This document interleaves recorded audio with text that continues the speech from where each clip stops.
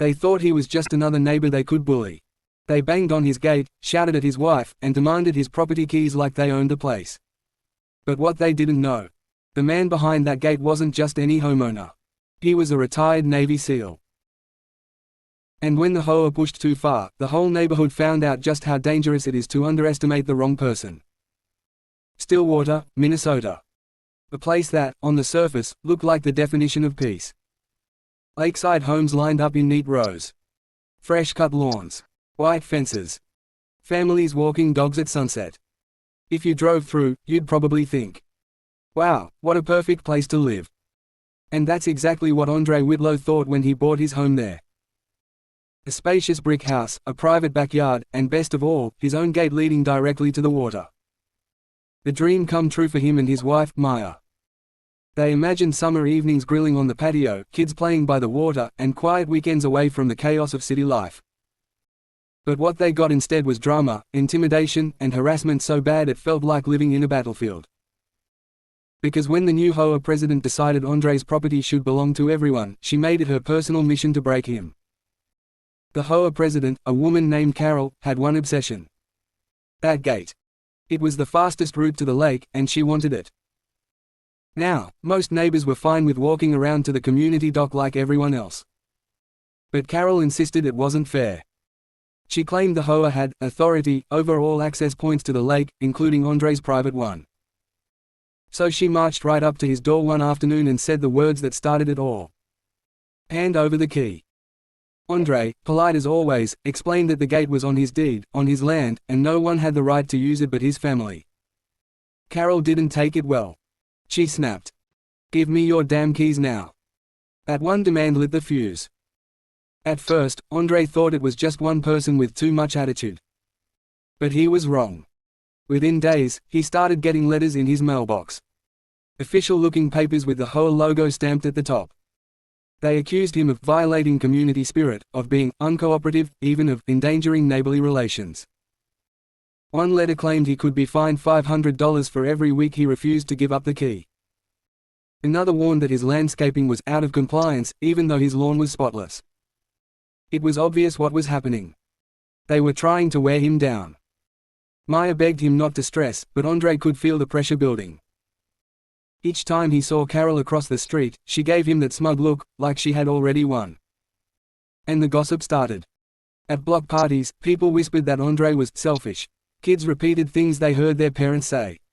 Why won't he just share the gate? Andre could have yelled back. He could have blown up. But he didn't. That wasn't who he was.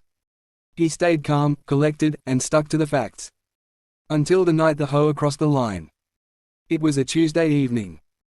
Maya was coming home from work, tired, carrying groceries. As she pulled into the driveway, she saw two men standing by the gate. They weren't neighbors she knew. They were HOA enforcers, the kind Carol liked to send when she wanted to intimidate someone. One of them stepped in front of Maya's car and shouted, "Open the gate." She rolled down her window just enough to say, "This is private property. You need to leave." But instead of leaving, one of them slammed his hand on her hood and yelled, "Stop causing problems." When she got out of the car, the second man shoved her shoulder.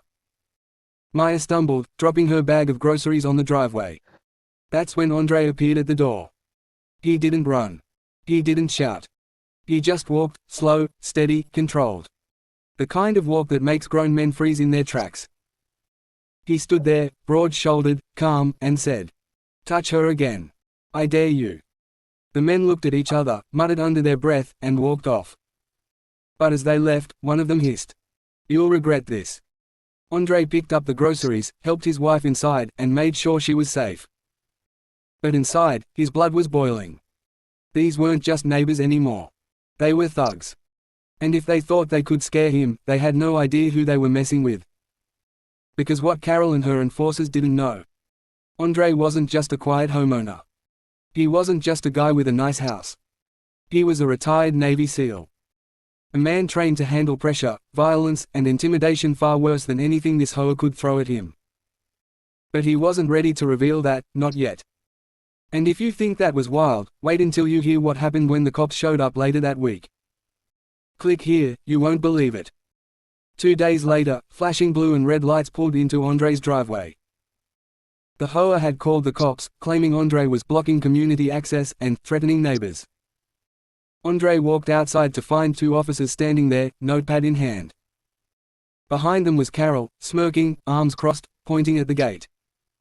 "This man is refusing to give the neighborhood access," she said. "He's dangerous. He's becoming a threat." Andre didn't flinch. He calmly handed over his paperwork. The deed, the property map, the HOA bylaws. Everything that proved the gate was his and his alone. The cops read the documents. They looked at Andre. They looked at Carol. And then one officer said the words that made Carol's face fall. "Ma'am, he's right. This is his property. There's nothing we can do." Carol lost it. She yelled about community rights and selfish behavior, but the cops cut her off. They warned her. "Keep harassing this man, and you'll face charges." Andre thought maybe that was the end. But deep down, he knew bullies don't stop when they lose. They doubled down. A week later, Andre heard voices outside at midnight. He peered out the window and saw flashlights at the gate. 3 men were messing with the lock. Andre walked outside, phone in hand, and said, "Step away from my property." The men froze. Then one shouted back, "You don't scare us. You think you're some kind of tough guy." Andre stared at them, unblinking. "You have no idea who I am." He recorded everything. Told them the next call was to the police. They panicked and ran. The next morning, Andre reinforced the gate. But inside, he knew. This was no longer about convenience. This was war. The following weekend, Carol showed up again, this time with 3 HOA board members. Maya opened the door, and before she could speak, Carol shoved past her, heading toward the gate. Maya blocked her, saying firmly, "You can't come in here." That's when one of the men grabbed her arm and yanked her aside. Andre appeared instantly. He didn't shout. He didn't threaten.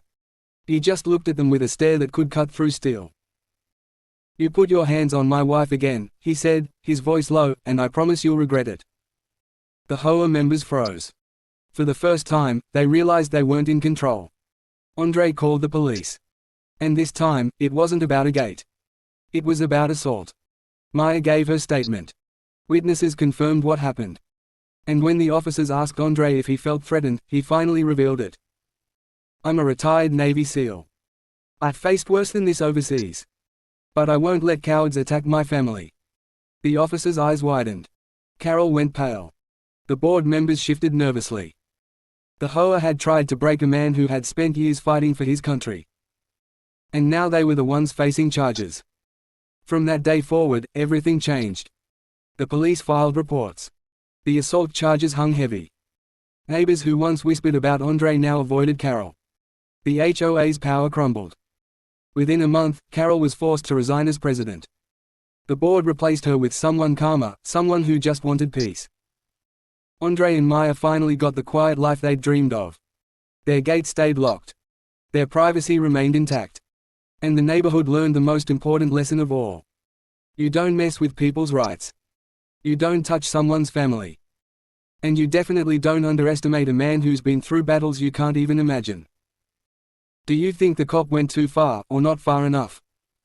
Comment your thoughts. And if you want more stories like this, don't miss the next one, it's even wilder.